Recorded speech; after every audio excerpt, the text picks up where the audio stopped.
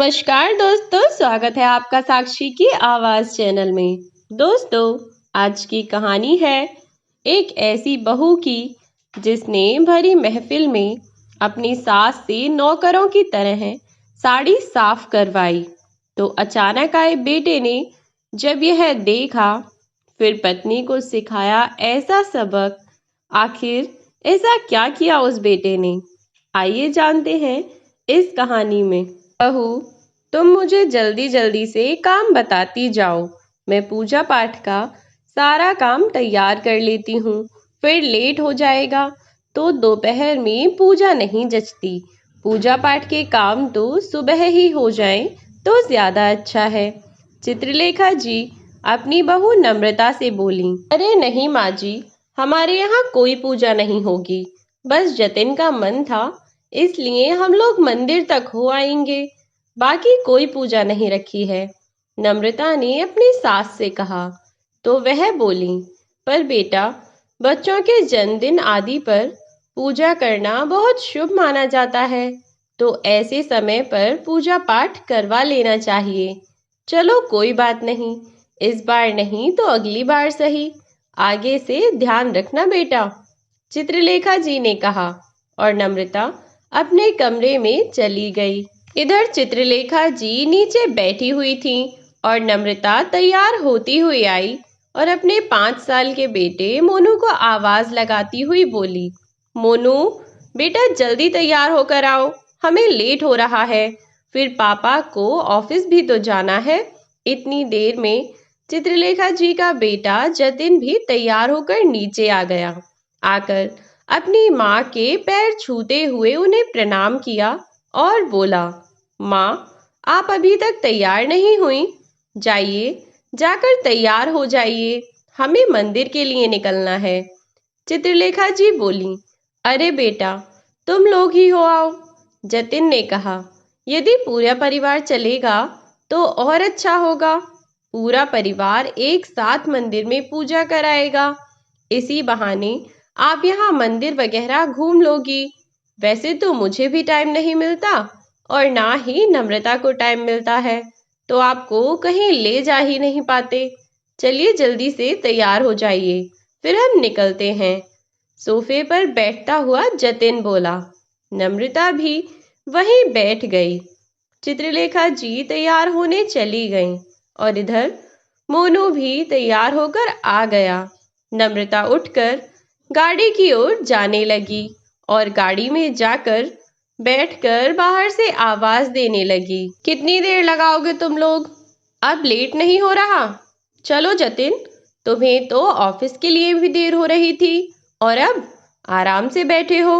जतिन बोला, बस 2 मिनट नम्रता, माँ अभी तैयार होकर आ जाएंगी, फिर चलते हैं। चित्रलेखा जी ने ज्यादा देर नहीं लगाई, वे तैयार होकर झट से नीचे आ गईं और गाड़ी में बैठकर सभी लोग मंदिर के लिए रवाना हो गए। चित्रलेखा जी को पूजा पाठ और मंदिर आदि का बहुत शौक था। वह जाते ही भगवान का भजन करने लग गईं और वहीं बैठ गईं। इधर नम्रता, जतिन और मोनू की भी पूजा खत्म हो चुकी थी। तब नम्रता अपनी सास से बोली, चलिए माँ जी, हमें तो कोई काम नहीं है, पर जतिन को ऑफिस जाना है, वरना मैं आपको टोकती ही नहीं, चाहे आप पूरे दिन यहीं बैठी रहें। चित्रलेखा जी मुस्कुराते हुए उठी और बोली, क्या करूं बेटा, इस उम्र में ईश्वर का नाम लेने में बड़ा सुख मिलता है, सो बस जब भी मौका मिलता है राम नाम का सुमिरन करने बैठ जाती हूँ। नम्रता भौं चढ़ाती हुई बोली, अब चलिए। और यह कहकर नम्रता आगे आगे चल दी। चित्रलेखा जी भी पीछे पीछे चली आईं। ऐसा नहीं था कि चित्रलेखा जी को यह नहीं पता था कि उनकी बहू उनकी हर बात पर कितने नाक मुंह सिकोड़ती है।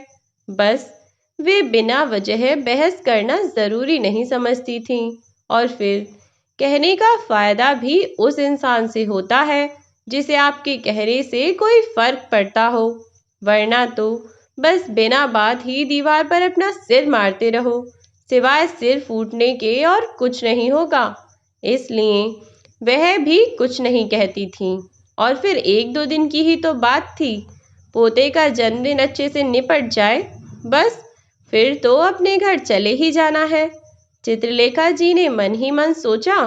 फिर गाड़ी में जाकर पीछे की सीट पर दोनों दादी पोते बैठ गए। हालांकि चित्रलेखा जी का पोता और उनका बेटा उन पर जान छिड़कते थे। दोनों ही उन्हें बहुत प्यार करते थे। अब इस उम्र में अपने बेटे और पोते का प्यार पाकर ही वह बहुत खुश थीं। और जहाँ तक बात रही बहू की, तो उससे जुड़ी कोई खास अच्छी यादें चित्रलेखा जी के दिमाग में नहीं थीं।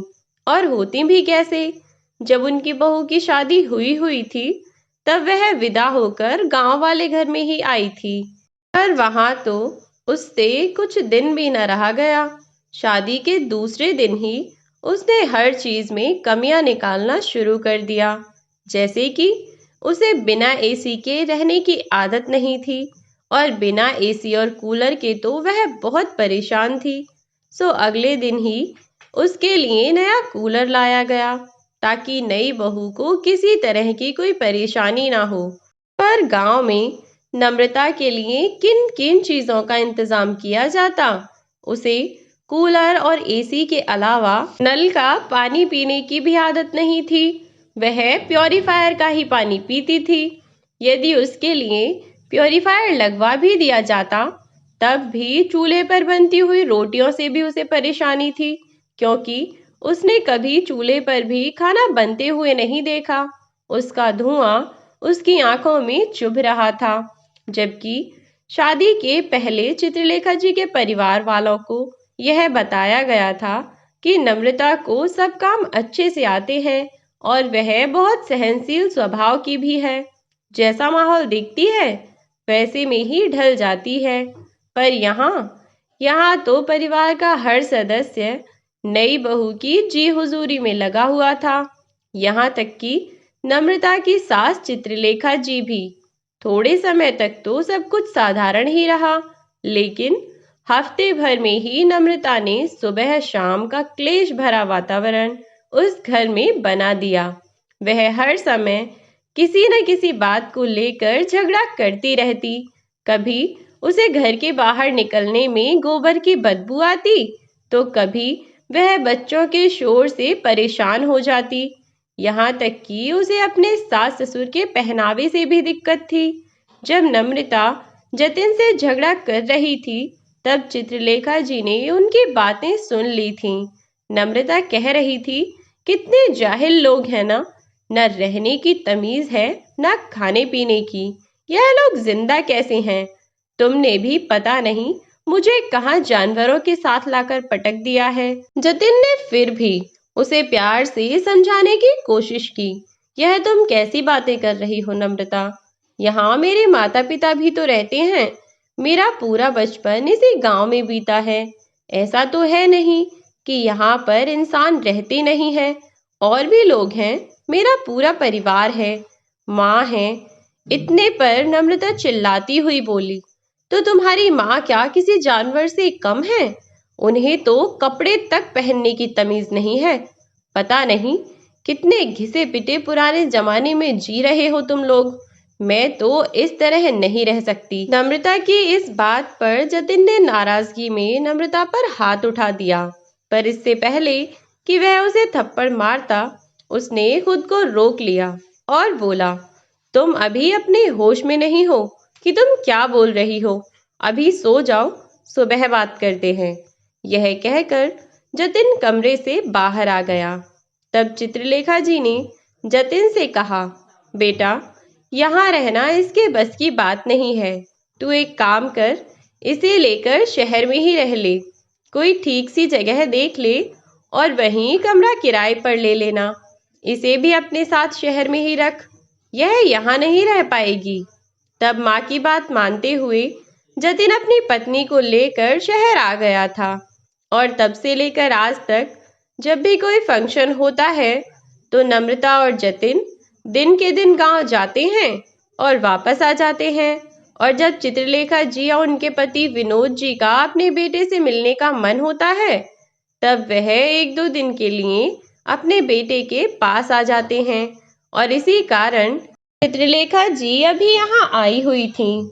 काफी दिनों से वह आई भी नहीं थी और आज उनके पोते का जन्मदिन भी था, इसलिए वह कल शाम ही गांव से शहर आई थी। चित्रलेखा जी के सोच विचारों में रास्ते का पता ही नहीं चला और वह घर पहुंच गए। घर पहुंचकर सब अपने अपने कमरे में जाने लगे। तब मोनू अपनी दादी का हाथ पकड़कर बोला, दादी आप मेरे साथ मेरे कमरे में चलो, हम दोनों खूब मस्ती करेंगे। और चित्रलेखा जी भी 5 साल के मासूम बच्चों के साथ बच्ची बन गईं और उसी की तरह बोली, चलो खूब मस्ती करेंगे, चलो चलो चलते हैं। इस पर फिर से उनकी बहू चिड़चिड़ाती हुई नम्रता अपने कमरे में चली गई। अब वह फोन पर कुछ सामान मंगाती है और मोनू के सभी दोस्तों को उसके जन्मदिन के अवसर पर निमंत्रण दिया जाता है। मोनू के दोस्त और उनके माता पिता को शाम को घर पर आने का निमंत्रण देकर नम्रता शाम की तैयारियों में लग जाती है और इधर जतिन अपने ऑफिस के काम से निकल चुका था। जतिन जा चुका था और नम्रता ने शाम की पार्टी के लिए डेकोरेशन का सारा सामान मंगवा लिया था। वह अपने कमरे से नीचे आई और सामान देखने लगी। अब नम्रता ने सोचा कि वह अकेले घर कैसे सजाएगी। अकेले घर को सजाने बैठी तो उसे बहुत समय लग जाएगा और वह बहुत थक भी जाएगी। इसीलिए वह अपनी सास को आवाज लगाती हुई बोली, माँ जी जरा बाहर तो चलिए। चित्रलेखा जी बाहर आई तो देखा वहां पर बहुत सारा सामान फैला हुआ था। बाहर आकर वह पूछने लगी, हाँ बताओ बहू, कैसे बुलाया?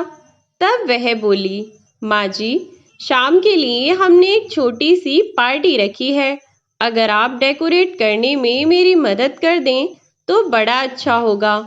इस पर चित्रलेखा जी बोली, हाँ हाँ बहू, क्यों नहीं, आओ मैं तुम्हारी मदद कर देती हूँ। चित्रलेखा जी वहाँ बैठकर गुब्बारे वगैरह फुलाने लगीं और तभी नम्रता बोली, माँ जी मैं कैटरिंग वालों को फ़ोन करके आती हूँ, कहीं खाने पीने के लिए लेट ना कर दें। इस पर चित्रलेखा जी बोली, कोई बात नहीं बहू, वह काम भी ज़रूरी है, पहले तुम उससे बात करो, यह काम तो बाद में हो जाएगा। चित्रलेखा जी अपनी बहू के कहने पर सजावट का काम करने लगी और नम्रता तो बिल्कुल फ्री हो गई। बस सोफे पर बैठकर अपने दोस्तों को फोन करने लगी और अपनी सास को वहीं सोफे पर बैठे बैठे ऑर्डर दे रही थी, माँ जी इसे यहाँ लगा दो, इसे वहाँ लगा दो, इसे ऐसे कर दो, उसे वैसे कर दो। चित्रलेखा जी ने सारा काम निपटा दिया और शाम होते होते मेहमान भी इकट्ठा होने लगे। नम्रता तैयार होकर आई और अपनी सास से बोली, अब आप भी तैयार हो जाइए, मेहमान आ रहे हैं। और हाँ, मोनू को भी तैयार कर लीजिएगा, मैं बाहर का इंतज़ाम देखने जा रही हूँ। नम्रता बाहर चली गई और डेकोरेशन वगैरह का सब काम खत्म हो चुका था। मेहमान जमा होने लगे। तब नम्रता ने तैयार होकर मोनू को अपने साथ लगाया और अपनी सास को कहा कि वह घर की बड़ी होने के नाते सभी जिम्मेदारियों को खुद से देखें। चित्रलेखा जी झट से तैयार हो गईं, क्योंकि नम्रता ने उनसे कहा ही इस लहजे में था। जैसे ही मेहमान आए तो मोनू तैयार होकर अपनी माँ के साथ नीचे आया और पार्टी शुरू हो गई। पार्टी के दौरान चित्रलेखा जी घर के बड़े होने की जिम्मेदारी से देखभाल में लगी हुई थीं और मेहमानों को पार्टी के बाद छोटे छोटे से रिटर्न गिफ्ट भी देने थे, जो कि नम्रता की ही फरमाइश थी। चित्रलेखा जी किचन में गिफ्ट पैक करने लगी। तभी अमृता अपनी सास को आवाज लगाती हुई बोली, चित्रलेखा जी 1 मिनट जरा बाहर आइए, वह काम बाद में कर लेना, पहले यहाँ आकर देखिए, मेहमान आ चुके हैं और अब तक उन्हें किसी ने कोल्ड ड्रिंक का भी नहीं पूछा। चित्रलेखा जी टेबल पर रखी ट्रे उठाकर ले आईं, जिसमें कोल्ड ड्रिंक्स रखी हुई थीं। चित्रलेखा जी ने सभी को कोल्ड ड्रिंक दी। जब चित्रलेखा जी नम्रता के दोस्तों को कोल्ड ड्रिंक दे रही थीं, तब गलती से उनके हाथ से कोल्ड ड्रिंक उनके कपड़ों पर गिर गई। तुरंत ही नम्रता की दोस्त ने चिल्लाना शुरू कर दिया। नम्रता की दोस्त गुस्से में चिल्लाते हुए बोली, व्हाट नॉनसेंस नम्रता, तुमने कैसे कैसे नौकर रखे हुए हैं जिन्हें सर्व करना तक नहीं आता। फिर वह चिल्लाती हुई चित्रलेखा जी से बोली, आंखें हैं या बटन, दिखाई नहीं देता। इतनी महंगी मेरी साड़ी खराब कर दी, अब इसे कौन साफ करेगा? तेरा बाप। यहाँ खड़ी खड़ी मेरा मुंह क्या देख रही है? जाकर टिश्यू पेपर लेकर आ और मेरी साड़ी साफ कर। अगर मेरी साड़ी पर दाग रह गया तो मैं तुझे छोड़ूंगी नहीं। तेरे जैसी 1000 साड़ियां बनेंगी मेरी कीमती साड़ी में से। मेरी कीमती साड़ियों में से एक साड़ी थी, इतनी महंगी साड़ी खराब कर दी।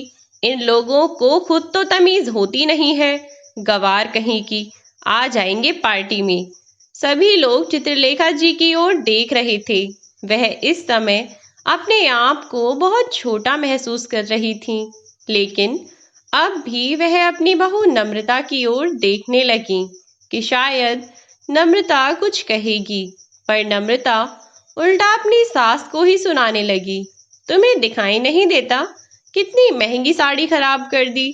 अब जाओ, जाकर कोई कपड़ा हो या टिश्यू हो लेकर आओ और इनकी साड़ी साफ कर दो। नम्रता की बात सुनकर बेचारे चित्रलेखा जी वहां से चली आईं और वहां खड़े खड़े करती भी क्या, अपनी और बेइज्जती करवाती। अपनी आंखों के आंसू छुपाती हुई चित्रलेखा जी जाकर टिश्यू पेपर लेकर आईं और नम्रता की उस दोस्त की साड़ी साफ करने लगी।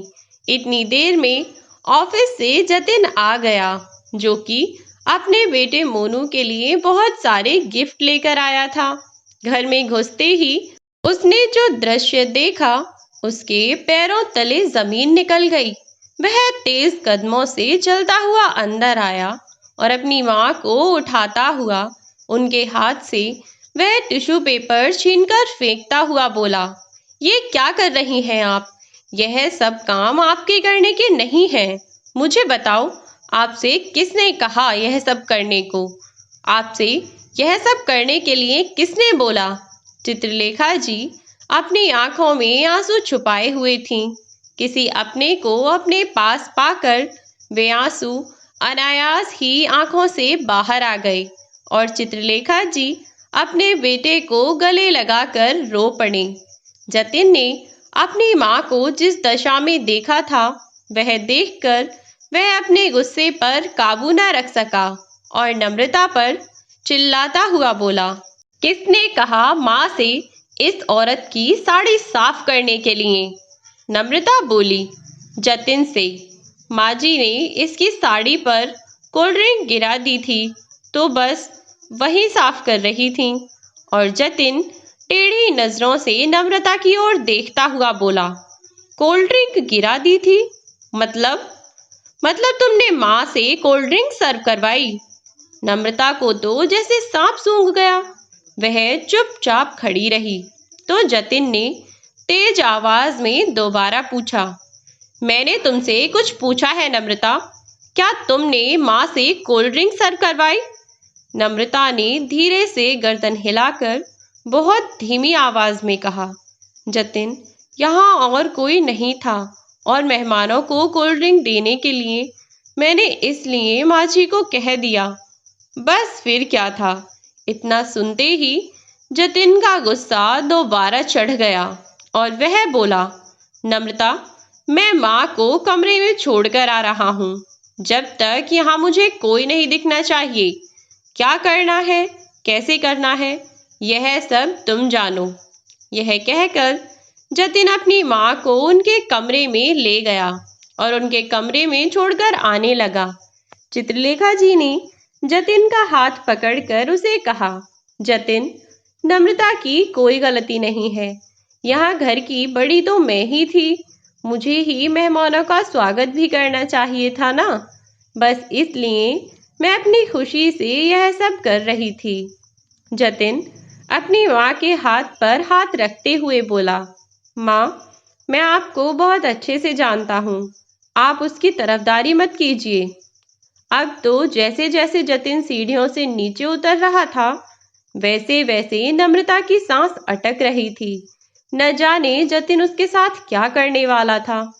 तब तक नम्रता ने अपने सभी दोस्तों और मेहमानों को विदा कर दिया था, यह कहकर कि बस पार्टी खत्म हो चुकी है। आप लोग पार्टी में आए उसके लिए शुक्रिया। बस नम्रता की वह खास सहेली ही रुकी हुई थी, जिसकी साड़ी पर चित्रलेखा जी ने कोल्ड ड्रिंक गिरा दी थी। अब जतिन नीचे आया। आते ही नम्रता से बोला, नम्रता, मैंने तुमसे कहा था कि मुझे यहाँ कोई नहीं दिखना चाहिए। बीच में नम्रता की वह सहेली बोलने लगी, जतिन, तुम नम्रता को गलत समझ रहे हो। तुम्हारी माँ ने कपड़े ही ऐसे पहने थे कि मुझे लगा वह नौकरानी है।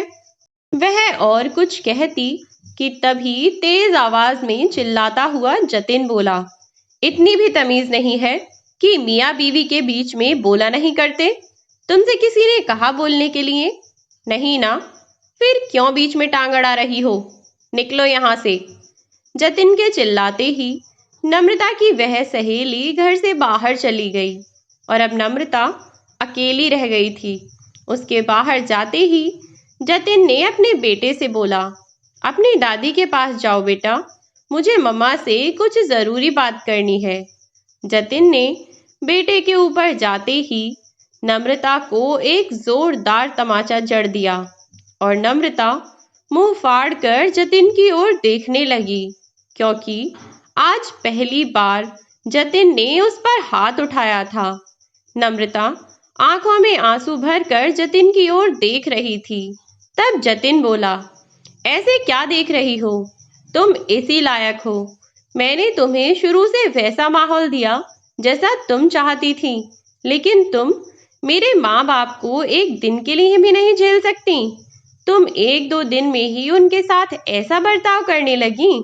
इस बात को याद रखो नम्रता, हमारा एक छोटा बच्चा है और वह अपनी दादी से बहुत प्यार करता है। आज तुम माँ के साथ जैसा बर्ताव करती हो, यह याद रखना कि कल बड़ा होकर मोनू भी तुम्हारे साथ वैसा ही बर्ताव करेगा और यकीन मानो तब तुम उसका यह बर्ताव बर्दाश्त नहीं कर पाओगी। और अगर तुम्हें मेरी माँ से इतनी ही परेशानी है तो आज के बाद वह यहाँ आएंगी ही नहीं। तुम्हें जैसे रहना है वो वैसे रहना, चाहे कोई काम हो, चाहे तुम बीमार हो, चाहे कुछ भी हो जाए। मैं माँ को यहाँ नहीं बुलाने वाला। तुम अकेली ही खुश हो ना, तो अकेली ही खुश रहो। और ज्यादा अपनी माँ और बहन से लाड़ है ना, तो अब की बार कोई परेशानी हो तो उन्हें ही बुलाना। मुझे मेरी माँ से मिलना होगा तो मैं खुद चला जाऊंगा और अपने बेटे को लेकर जाऊंगा। तुम यहीं रहना, कोई जरूरत नहीं तुम्हें गांव जाने की। इंसान जैसा बीज बोता है वैसा ही फल खाता है। वह कहावत तो सुनी ही होगी तुमने कि बोया पेड़ बबूल का तो आम कहाँ से खाए। तुम्हारे साथ भी बिल्कुल ऐसा ही होगा। जब मोनू तुम्हें अपनी दादी के साथ बदतमीजी करते हुए देखेगा तो तुम्हारे बुढ़ापे में वह भी तुम्हारे सर पर चढ़ के नाचेगा। और अभी तो तुम्हारे हाथ पैर सही सलामत हैं, इसलिए बड़ा इतराती हो।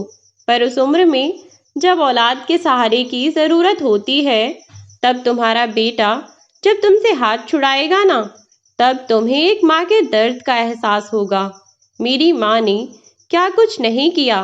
उन्होंने तो तुम्हारी खुशी के लिए अपने बेटे को खुद से दूर कर दिया, वह भी हमेशा के लिए।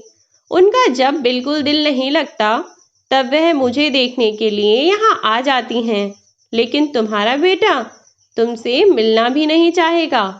मोनू बालकनी में खड़ा होकर यह सब बातें सुन रहा था और अपनी दादी को रोते हुए देख कर आया था।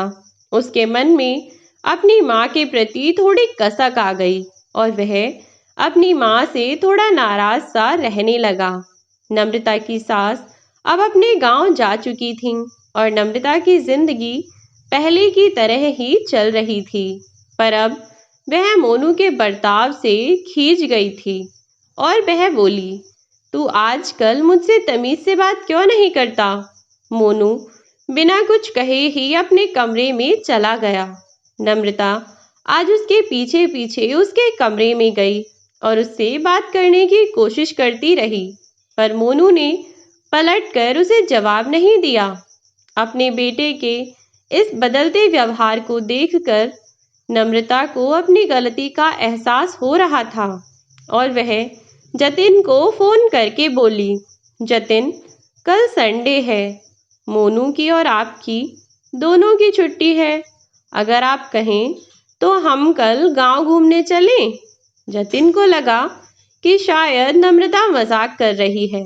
जतिन बोला, नम्रता, अभी मैं बिजी हूँ, अगर कोई ज़रूरी बात नहीं है तो बाद में कॉल करता हूँ। जतिन जब तक घर आया, नम्रता अपना और मोनू का सामान पैक करके बैठी थी। जतिन के आते ही उसने जतिन को कहा कि वह गाड़ी घुमा ले, आज हम गांव चल रहे हैं। जतिन थोड़ा सा सरप्राइज था और खुश भी, अपनी पत्नी के बदलते व्यवहार को देखकर।